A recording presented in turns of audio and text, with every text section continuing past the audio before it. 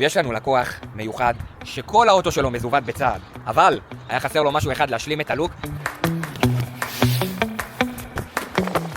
ראיתם את הביטלוקים? בואו נלך להרכיב אותם. אז הנה הגענו להתקנה, הג'אן כבר מחכה.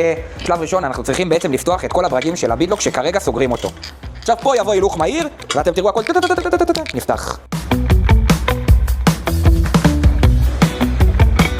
שמים את השסתום.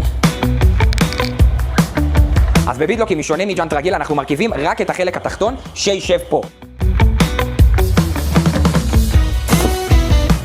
להביא את הטבעת, להניח אותה, לתאם בין החורים ולהתחיל בשלב הסגירה.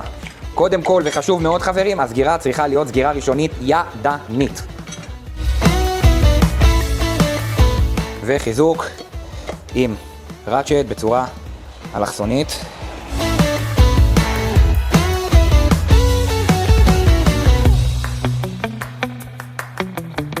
ניקח אותו לאיזון, בוא'נה הוא קל.